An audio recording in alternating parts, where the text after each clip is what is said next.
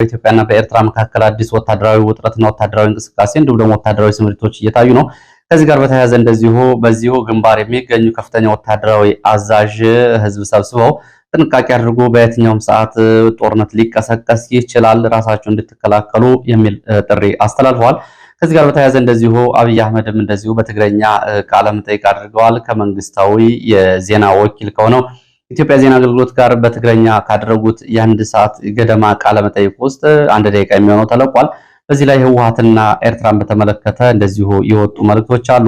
ይህ መልእክት በትግረኛ በዚህ ሰዓት ለምን መልእክቱን ማስተላለፍ አስፈለገ ከሚለው ከህወሓት በትግራይ ካለው እንዲሁም ደግሞ በኤርትራ ካለው ውጥረት አንጻር ትግረኛ የሚሰማው ማህበረሰብ የሚሰማው ጉዳይ አለ ተብሎ ነው የሚጠበቀው። ሙሉ ቃለ ምልልሱ አልተለቀቀም። ከዚህ አንጻር ግን ያለው ውጥረትና እንደዚህ አይነት በትግረኛ ቃለ ምልልስ ከተሰጠ በኋላ 2013 በነበረው ጦርነት የነበረውን ሁኔታ ለሚያስታውሱ ሰዎች ጉዳዩ ወደ ጫፍ እየደረሰ እንደሆነ የሚያሳዩ መረጃዎች ናቸው። ከፖርት ሱዳን የተነሱ አውሮፕላኖች በተደጋጋሚ ወደ አስመራ አምርተዋል።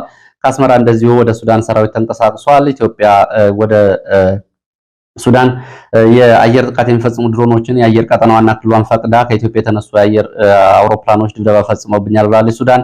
የጅቡቲ አየር ኃይልም ዛሬ በኢትዮጵያ ሉዓላዊ ግዛት የአየር ክልል ጥሶ የድሮን ጥቃት መፈጸሙን የሚገልጹ መረጃዎችን ጨምሮ የተለያዩ ዝርዝር መረጃዎችን በሰዓቱ ወደ እናንተ የማደርስ ይሆናል። ከህወሓት አንጻርም አዳዲስ ወታደራዊ እንቅስቃሴዎችና ወታደራዊ ግምገማዎችና እንዲሁም ደግሞ የዘመቻ ጉዳዮችን የተመለከቱ መረጃዎች ወጥተዋል። ይሄ ከዓለም አቀፉ የመካከለኛው ምስራቅ ጉዳይ ጋር የተያያዘውን እንዲሁም ደግሞ በአማራ ክልል የቀጠለውን ጦርነት በተመለከተ አዳዲስ መረጃዎች አሉ። በወለጋም አዳዲስ መረጃዎች አሉ። በነገራችን ላይ ከወለጋ አካባቢ ያሉ መረጃዎች እንደሚያሳዩት በአካባቢው ራሳቸውን አደራጅተው የሚከላከሉ የአማራ ወጣቶች የኃይል ሚዛን ማስጠበቅ መቻላቸውን ነው የሚገልጹት።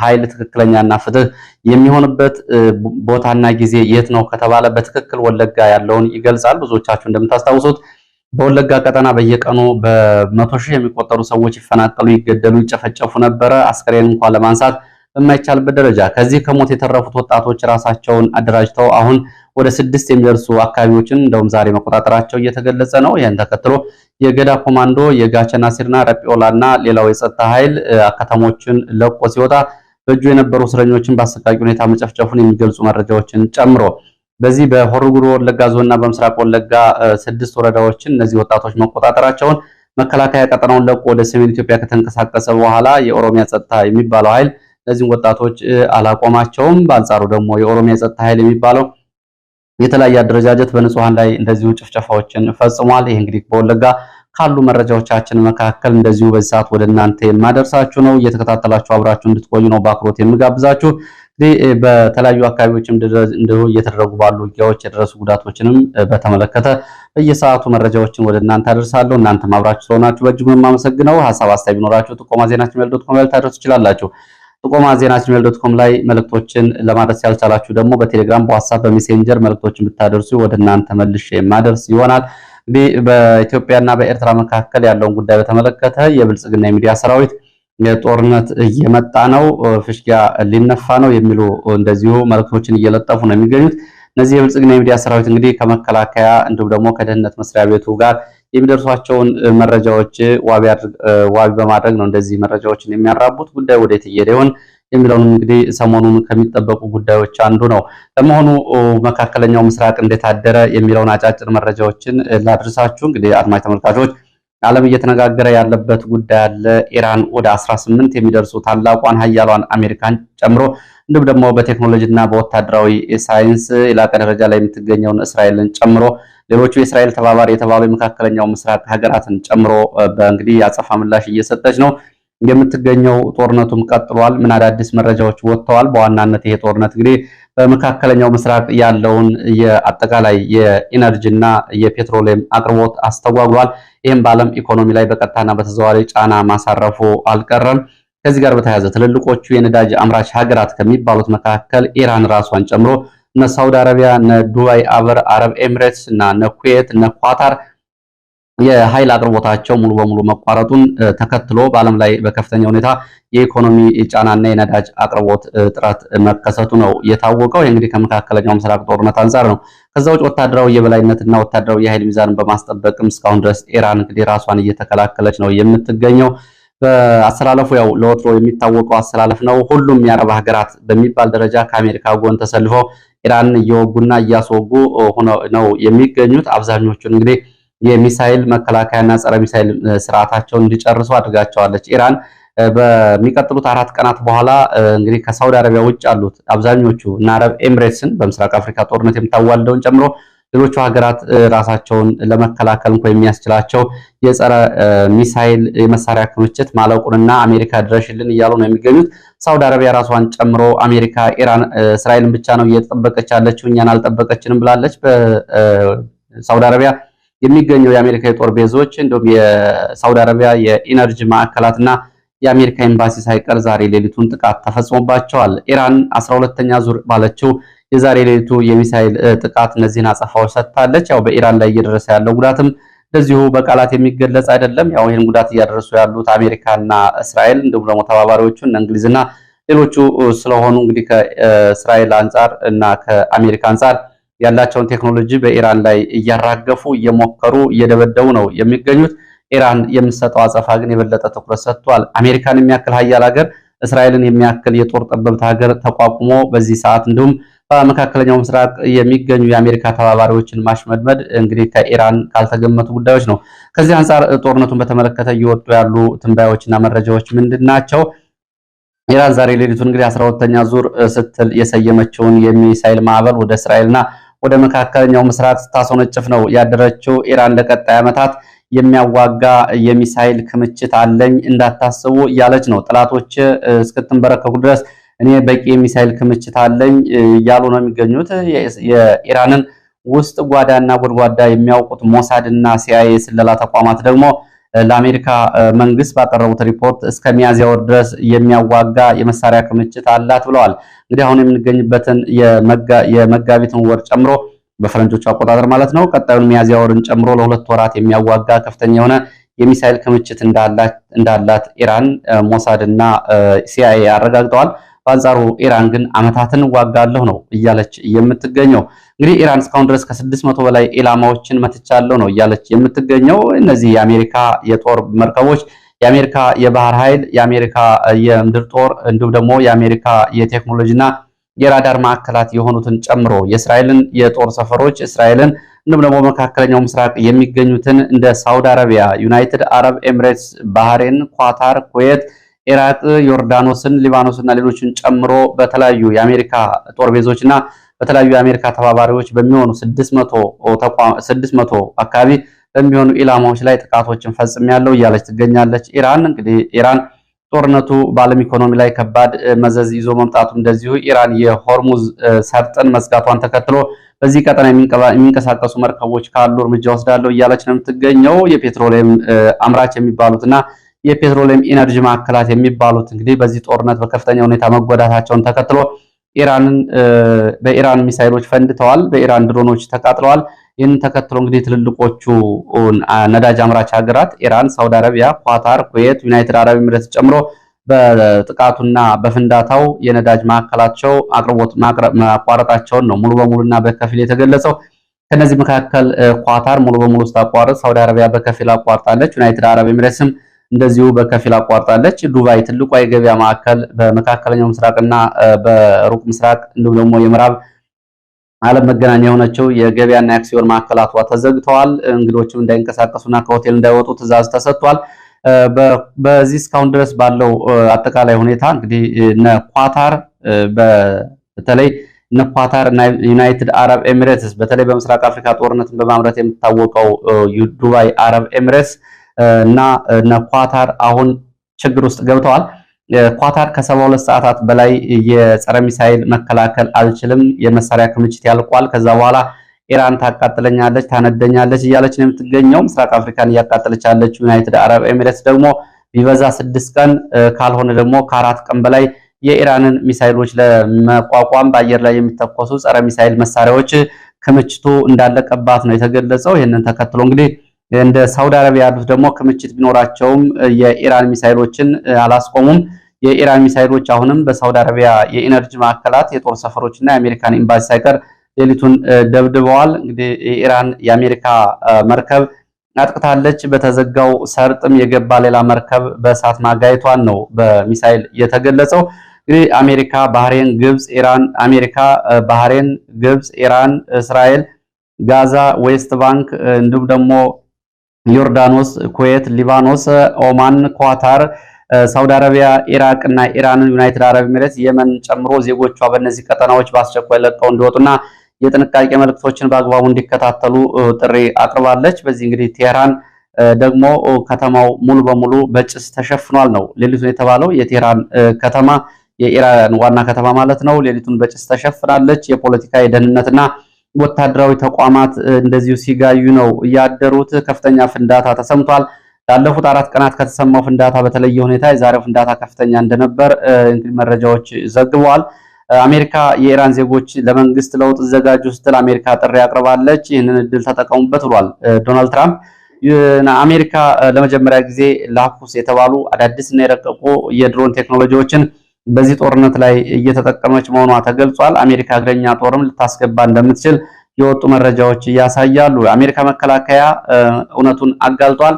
ኢራን ልትመታን የእስራኤልና አሜሪካን ልታጠቃ ስለነበር ነው ዘመቻ የከፈት ነው የሚለውን የትራምፕን ማሳመኛ ንግግር ፔንታጎን ወይም ደግሞ የአሜሪካ ወታደራዊ መስሪያ ቤት ይሄ ውሸት ነው፣ መደብደብ ስላለብን ብቻ ነው የደበደብነው፣ እንደዚህ አይነት ከኢራን የመጣ ስጋትና የስለላ መረጃ አልተገኘም ብሏል። እንግዲህ ከዚህ ጋር በተያያዘ ስፔን እና አንዳንድ ሀገራት አቋም ወስደዋል። ሰሜን ኮሪያ ኢራን የሚሳኤል ወንድሞ የጦር መሳሪያ ድጋፍ ከጠየቀችን እናስታጥቃታለን፣ እስራኤል ለማጥፋት አንድ ሚሳኤል ይበቃል እያሉ ነው የሚገኙ ሰሜን ኮሪያ። ከዛ ባሻገር ስፔን ደግሞ ከስፔን ተነስተው የአውሮፕላን ነዳጅ ሞልተው ለድብደባ የሚንቀሳቀሱ አውሮፕላኖች የጦር ሰፈሩ እንዳይጠቀሙና ስፔን ይህንን ከልክላለች። ከአውሮፓ ሀገራት እንግዲህ ይህንን አቋም የወሰደችው እስካሁን ስፔን ነች። ፈረንሳይ፣ እንግሊዝ ጦር መርከቦቻቸውና አየር ኃይላቸውን አሰማርተዋል። ኔቶ እስራኤል አሜሪካ በኢራን ላይ የጀመረችውን ጥቃት መጠነ ሰፊ ወታደራዊ ዘመቻ እስራኤልና የአሜሪካን ደግፋለሁ ብሏል። ወትሮስ ደግሞ ላይደግፍ ነው ወይ የሚለው ያው ቢሆንም ኔቶ ደግፋለሁ ብሏል። የአሜሪካ ጀቶች ተመተው መውደቃቸውን በትላንትናው ዕለት ከወጡ መረጃዎች መካከል ይገኙበታል። መካከለኛው ምስራቅ ከሞላ ጎደል ይህንን ይመስላል። እንግዲህ ያው እስራኤል ያደረሰችውን ጥቃት አሜሪካ ያደረሰችውን ጥቃት ለመሸፈን ግን ያው የሚታወቅ ጉዳይ ስለሆነ ጉዳዩ ትኩረት የሳበው ኢራን ራሷን በዚህ ልክ መከላከል መቻሏ ነው። ያው እንግዲህ ኢራንም ከዋና ከተማው ባሻገር በ5 ከተሞቿ በኒውክሌር ዋሻዎቿ በሚሳኤል ማስወንጨፊያ ማዕከላትና በተለያዩ የፖለቲካና የደህንነት ተቋማት ላይ ተከታታይ ጥቃት እየተፈጸመባት ነው የሚገኘው። ወደ ሌሎች መረጃዎች ስመጣ እንግዲህ የአብይ አህመድ በትግረኛ የሰጠው ቃለ ምልልስና የቀጠናው ሁኔታ የተመለከቱ መረጃዎችን አደርሳለሁ። አብይ አህመድ በመንግስታዊ የዜና ወኪል ከሆነው ኢትዮጵያ ዜና አገልግሎት ጋር በትግረኛ ቃለ መጠይቅ ማድረጉን ከዚህ ላይ ለፕሮግራም ማስታወቂያ ተቆርጦ የወጣ የ1 ደቂቃ ቪዲዮ ያሳያል። አብይ አህመድ በትግረኛ ረጅም ቃለ ምልልስ እንዳደረገ ነው የተገለጸው። ዛሬ ምሽት ይለቀቃል የተባለው ይሄ የቃለ ምልልስ ወደ ጫፍ የደረሰ ጉዳይ ስለመኖሩ ያረጋገጠ ነው። ከአሁን በፊት እንደታወቀው የትግራይ እና የኤርትራ ህዝብ በቀጥታ በትግረኛ እንዲሰማ ታስቦ የቀረበ ቃለ ምልልስ እንደሆነ ነው እንግዲህ ማረጋገጥ የሚቻለው። ከዚህ ጋር በተያያዘ እንግዲህ የወልቃይትን ጉዳይ ጨምሮ አብይ አህመድ የህወሓትና የኤርትራን መንግስት ጉዳይ በዚህ በተቆርጦ በወጣው የማስታወቂያ ቃለ ምልልስ ላይ ማንሳቱ ተሰምቷል። በዚህ ቃለ ምልልስ ላይ እንግዲህ የቃለ ምልልስ ላይ የትግራይ ህዝብ ሰላም ይፈልጋል፣ ከትግራይ ህዝብ ህወሓት ከባድ ተቃውሞ ገጥሞታል፣ ህወሓት ያበደ ውሻ ሆኗል፣ ተክለፍልፏል የሚልና ተፈናቃዮችም ወደ ወልቃይት ይመለሳሉ የሚሉት ከወጣው አጭር መልእክቶች የታዩ ሲሆን ኤርትራን በተመለከተም እንደዚሁ ለ30 ዓመታት ያክል በኤርትራ ላይ ምንም ያልሰራ መንግስትና የአስመራ ዩኒቨርሲቲን እንኳን ማስቀጠል ያልቻለ በሚል ምንም በኤርትራ ልማት ያላመጣ የሚል ንግግር እንደዚሁ አብሮ ወጥቷል። ሙሉ ቃለ ምልልሱ እንግዲህ ወዴት እየሄደ እንደሆነ ቀጠናው የሚያሳይ ነው። ትግረኛ የምትከታተሉ አድማጭ ተመልካቾች በቀጥታ ልትከታተሉ ትችላላችሁ። ጉዳዩ ግን 2013 አብይ አህመድ እንደዚህ አይነት ተመሳሳይ የትግረኛ ቃለ ምልልስ ካደረገ በኋላ ወደ ጦርነት የተገባበት ሁኔታ የምታስታውሱት ነው። እንግዲህ እነን ተከትሎ በዚህ ቀጠና ከዚህ ካለው ሁኔታ ባሻገር ህወሓትም እንዲሁ ደግሞ በኤርትራ በኩልም እንቅስቃሴዎች መኖራቸው ነው መረጃዎች የሚያሳዩት። የኢትዮጵያና ኤርትራን በተመለከተ ፍጥጫው አይሏል። ከፖርት ሱዳን ወደ አስመራ ተደጋጋሚ የአየር በረራዎች ተደርገዋል። እነዚህ እንግዲህ የግብጽ ይሆናሉ በሚል ግምት የሰጣቸው አውሮፕላኖች ሌሊቱን ወደ አስመራ በረራ አድርገዋል። ኤርትራ ሰራዊቷን ወደ ሱዳን አንቀሳቅሳለች የሚሉትና የ24 ሰዓት ዋና ዋና መረጃዎች ናቸው። ከኤርትራ አንጻር በትግራይ ወታደራዊ እንቅስቃሴዎች ጨምረዋል። ብዙ ወላጆች ልጆቻቸውን ከትምህርት ቤት አስቀርተዋል። ከትምህርት ቤት እያስወጡ ነው የሚገኙት። ከትግራይ ወደ አዲስ አበባ በርካታ ወጣቶች እየኮበለሉ እና ክልሉን ለቀው እየወጡ ነው የሚገኙት። በሌላ በኩል ደግሞ ወላጆች ልጆቻቸውን እንደዚሁ እየደበቁ ነው የሚገኙት። ይሄ በትምህርት ቤቶች እየተደረገ ያለውን አፈሳና እንዲሁም ደግሞ ይፈነዳል ተብሎ የሚጠበቀውን ጦርነት ተከትሎ ነው። በዚህ ስጋት ምክንያት ወላጆችን እያደረጉ ያሉት። ሌላው በትግራይ አካባቢ በተንቤን እንደ አባጉና፣ ደደቢት፣ ጸሊሞይ፣ ራያ መሆኒ እንዲሁም ደግሞ ወደ አፋርና ራያ ቆቦ አዋሳኝ ቢሶበር፣ ራያ ጨርጨር አካባቢ ወታደራዊ እንቅስቃሴዎች በ24 ሰዓት እንደዚሁ ታይተዋል። በራያ አላማጣም እንደዚሁ ትይዩ ባሉ አካባቢዎች ወደ ዋግ እና ወደ ሰሜን ወሎ ደጋማ አካባቢዎችም እንደዚሁ እንቅስቃሴዎች መኖራቸውን የሚገልጹ መረጃዎች ወጥተዋል። ሌላው በዚህ አካባቢ ካለው ውጥረት አንጻር አንዱ እንደማሳያ ሆኖ የቀረበው በዚህ በወልቃይት ከፍተኛ ሰራዊት ክምችት መኖሩ ይታወቃል። ከምዕራብ ኢትዮጵያ፣ ከመካከለኛው ኢትዮጵያ እና ከሰሜን መካከለኛው ኢትዮጵያ አካባቢ በርካታ ኃይል ተንቀሳቅሶ በዚህ በወልቃይት ትይዩ አካባቢ ይገኛል። በዚህ ግንባር ካለው ሰራዊት አዛዦች መካከል በትላንትናው ዕለት አንድ የሰራዊት አዛዥ የሚከተለውን ተናግሯል ነው የተባለው። በትላንትናው ዕለት ይህንን የተናገረው የመከላከያ አዛዥ ህዝቡ በየትኛውም ሰዓት ከሚሰነዘር ጥቃት ራሱን እንዲጠብቅ ትዕዛዝ ሰጥተዋል። በዚህ ጋር በተያያዘ አድረመት ተብሎ የሚጠራው በወልቃይት በተደረገ ስብሰባ ነው ከፍተኛ ወታደራዊ አዛዡ ህዝቡ ራሱን ሊከላከልና ራሱን ሊጠብቅ ይገባል ያሉት። ይህንን ጥንቃቄ ሊያደርግ ይገባል። በየትኛውም ሰዓት ምን ሊፈጠር እንደሚችል አይታወቅም። ስለዚህ ሰራዊቱ ዝግጁ ነው፣ እናንተም በበኩላችሁ የራሳችሁን ዝግጅት አድርጉ ሲል ነው እንግዲህ ጀነራሉ ለህዝቡ በነበረ ስብሰባ ላይ ይህንን መልእክት ያስተላለፈው። በዚህ ቀጠና ያለውን ውጥረት እንግዲህ የሚያሳይ ነው። ከዚህ ጋር በተያያዘ እንደዚሁ የአካባቢው ሚሊሻ የተከዜ ዘብ የሚባለውም እንደዚሁ በተጠንቀቅ እንዲቆም በአካባቢ ጸጥታ ስምሪት ተሰጥቷል ተብሏል። እንግዲህ በትግራይ በኢትዮጵያና በኤርትራ ካለው ሁኔታ አንጻር ነው። በዚህ ቀጠና እንደዚሁ ሱዳን ኢትዮጵያን አስጠንቅቃለች። የጀነራል አልቡርሃን እንግዲህ ባለፈው ሳምንት ወደ አዲስ አበባ ለመሄድና በኢትዮጵያና ሱዳን ጉዳይ ለመወያየት በተደጋጋሚ ጥያቄ ባቀርብም አብይ አህመድ ውድቅ አድርጎብኛል ያለው ጀነራል አልቡርሃን አሁን ደግሞ ለኢትዮጵያ ማስጠንቀቂያ ሰጥቷል። የጀነራል አልቡርሃን ጦር እንግዲህ የኢትዮጵያ አየር ኃይል የኢትዮጵያን አየር ክልል እየተጠቀሙ ከኢትዮጵያ እየተነሱ ጥቃት የሚፈጽሙ አውሮፕላኖች በሱዳን ላይ ድብደባ ፈጽመዋል። ለዚህም እኛ ያጸፋ እርምጃ እንወስዳለን። ኢትዮጵያ የአየር ክልሏን ሰጥታ የድሮን ጥቃት እንዲፈጸምብን አድርጋለች። በድሮን ጥቃቱ ሲቪሊያን ላይም እንደዚሁ ጉዳት ስለመድረሱ የሱዳን መረጃዎች ገልጸው በዚህ ተስተካካይ እርምጃ እንወስዳለን እያሉ ነው የሚገኙት። እንግዲህ ባለፈው እንደተዘገበው በምዕራብ ኢትዮጵያ በቤኒሻንጉል ዳቦስ ወንዝ ተብሎ የሚጠራው አካባቢ የአረብ ኤምሬትስ አማካይነት ለሱዳን ፈጥኖ ደራሽ ኃይል ወታደራዊ ቤዝ የድሮን መቆጣጠሪያ ጣቢያዎችን ጨምሮ የማሰልጠኛ ማዕከል መከፈቱ ይታወቃል። ከዚህ ጋር የተያያዘ እንደሆነ ነው የሚገመተው። እንግዲህ የቴት ቦታ ከኢትዮጵያ የተነሱ ድሮኖች በሱዳን ጥቃት እንደፈጸሙ ግን በውል አልታወቀም። ጥቃት ተፈጽሞብኛል የሚል ነው። እንግዲህ ኤርትራ ወደ ሱዳን ካንቀሳቀሱ ሰራዊት ጋር ሱዳን ጋር ካለው አጠቃላይ ሁኔታ ጋር ሲታይ ጉዳዩ ወዴት ይሄዳል? በቀጣዮቹ ቀናት አብረን የምንመለከተው ጉዳይ ነው የሚሆነው። ሌላው ወደ ኢትዮጵያ አየር ክልል በመዝለቅ እንደዚሁ ጅቡቲ አየር ጥቃት መፈጸሟንም የሚገልጹ መረጃዎች ወጥተዋል። ጅቡቲ ወደ ኢትዮጵያ አየር ግዛት በመዝለቅ አየር ክልል በመዝለቅ ጥቃት ፈጽማለች ነው የተባለው። በኢትዮጵያ የአየር ክልል ጥሳ የገባቸው ጅቡቲ የድሮን ጥቃት የፈጸመችው በኢትዮጵያ አፋር አካባቢ ነው። በድሮን ጥቃቱ ሲቪሊያን ላይ ጉዳት ደርሷል። ይህንን በተመለከተ የመረጃው የጉዳቱ መጠንና ሁኔታውን በተመለከተ መረጃዎች እየተጣሩ ነው። በትላንትናው ዕለት ነው የድሮን ጥቃት ተፈጸመው። እንግዲህ የፈረንሳይ ፕሬዝዳንት እና አብይ አህመድ ያላቸው ወዳጅነት ይታወቃል። ምናልባት ጅቡቲ የኢትዮጵያን አየር ክልል አልፋ በአፋር ውስጥ በሚገኙ የጅቡቲን መንግስት በኃይል ለመጣል በሚንቀሳቀሱ ታጣቂዎች ላይ ይህን ጥቃት የፈጸመችው ከኢትዮጵያ መንግስት ፈቃድ አግኝታ ሊሆን እንደሚችል መረጃዎች ጠቁመዋል። ምክንያቱም ኤማኑኤል ማክሮን የፈረንሳዩ ፕሬዝዳንት ኤማኑኤል ማክሮን ከአዲስ አበባ ጋር ያላቸው ወቅታዊ ቁርኝት ይታወቃል። ጅቡቲ እንግዲህ ያለ ፈረንሳይ አንድም ነገር ማድረግ አትችልም። ስለዚህ ይሄ ጥቃት እንግዲህ የኢትዮጵያ መንግስት የሰጠው ፍቃድ ሊሆን ይችላል። ካሁን በፊት እንግዲህ 2 ጊዜ የድሮን ጥቃት ተፈጽሞ 14 ሲቪሊያን መገደላቸው ይታወቃል። እንግዲህ ጅቡቲ በአፋር ውስጥ የሚገኘውን ፍሩድ ወይም ደግሞ ፍሮንት ፎር ዘ ሬስቶሬሽን ኦፍ ዩኒቲ ኤንድ ዲሞክራሲ እየተባለ የሚጠራውና የጅቡቲን አፋር ነፃ ለማውጣት የሚንቀሳቀሰውን ታጣቂ ኤሊዳር ተብሎ የሚጠራ ኬያሩ ተብሎ የሚጠራ አካባቢ ነው ጥቃት እየፈጸመችው መረጃዎቹ እየተጣሩ ነው። ሌላው ኦነግ መግለጫ አውጥቷል። ኦነግ ባወጣው መግለጫ በአርሲ የሚፈጸመውን ግድያ አውግዟል። ግድያው የሚፈጸመው በአብይ አህመድ ትዕዛዝና የሃይማኖትና የብሔር ግጭት ለመቀስቀስ ነው በሚል መግለጫ አውጥቷል። እንግዲህ ኦነግ በዚህም አብይ አህመድ ከትግራይ በላይ በወለጋ እንደዚሁ ጭፍጨፋ ፈጽሟል። በአሩሲ ኦርቶዶክሱ ላይ የተፈጸመው ጭፍጨፋ አብይ አህመድ በሰጠው ትዕዛዝ ነው። የሃይማኖትና የብሔር ግጭት ለማስነሳት አብይ አህመድ ተልዕኮ ሰጥቷል ነው ያለው ኦነግ በመግለጫው። እንግዲህ አብይ አህመድ የፖለቲካ ቁማር እየተጫወተ ነው ሲልም እንደዚሁ ኦነግ ሌላ ጉዳይ አንስቷል። ይሄ ኦነግ ያነሳው ጉዳይ ደግሞ የወልቃይት የራያን ጉዳይ ነው። በፍርድ ቤት፣ በምርጫ ቦርድ፣ በፌዴሬሽን ምክር ቤት እያለ ይህንን የሚጫወተውን ፖለቲካም እንደዚሁ ኦነግ አውግዟል ባወጣው መግለጫ። በአሩሲ የሚፈጸመውን ጭፍጨፋ ተከትሎ እንደዚሁ የእስልምና እምነት ምክር ቤትን ጨምሮ የተለያዩ ተቋማት መግለጫዎች እያወጡ ነው። አሁንም እንግዲህ በአሩሲ ግን የሚፈጸመው በክርስቲያኖች ላይ ጭፍጨፋ ቀጥሏል። ክርስቲያኖች ለምን ይጨፈጨፋሉ ያሉ ሙስሊሞች ሳይቀር ጭምር መጨፍጨፋቸው ነው የተገለጸው። ይህ ጉዳዩ እንግዲህ ምን ያክል አክራሪ እንደሆኑና በክርስቲያኖች ላይ ለሚፈጸመው ጭፍጨፋ ርህራሄ ያሳዩ ሙስሊሞችን እንኳ እየጨፈጨፉ መሆናቸውን ነው የሚያሳየው። ይህ እንግዲህ ወደ የት ይሄዳል አብረን የምናየው ነው የሚሆነው።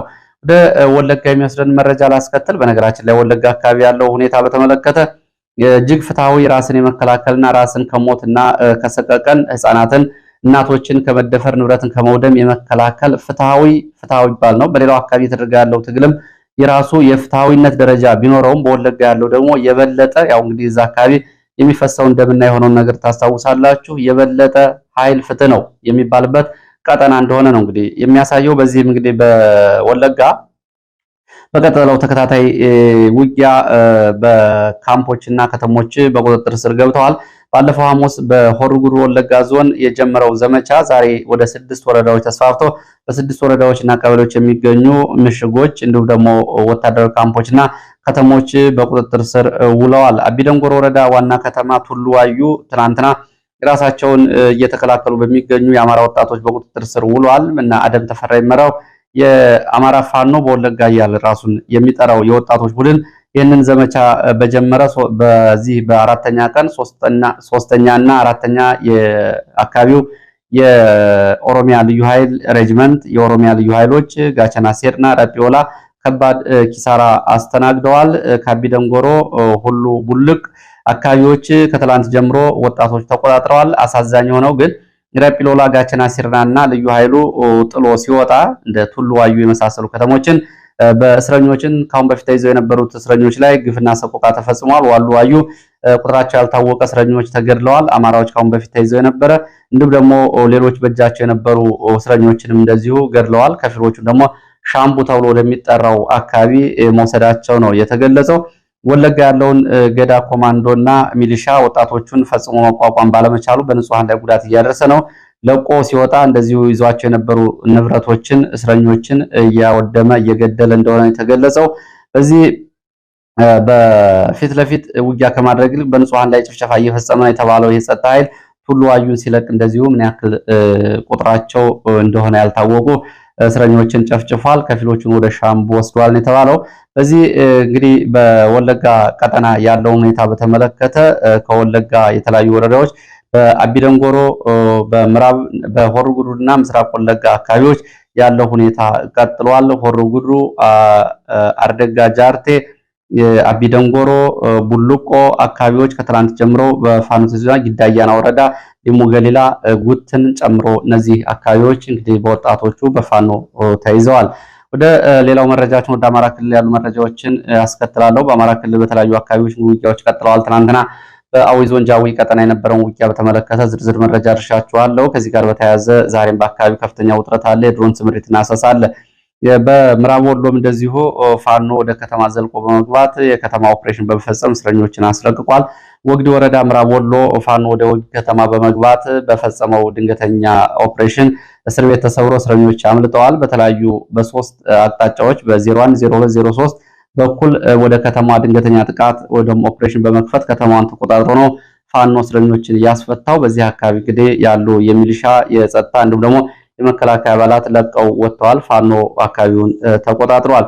ሌላው ምዕራብ ወሎ ሰሞኑን ከባድ ውጊያ ያስደረግበት በነበረው ተንታ፣ መቅደላና ሌሎችን አካባቢዎች ጨምሮ የትራንስፖርት እገዳ ፋኖ መጣሉና ያስታወቀው ፋኖ ካለው አጠቃላይ ሁኔታ አንጻር ወደ መቅደላና ተንታ የሚደረጉ ትራንስፖርት እንቅስቃሴዎች ታግደዋል።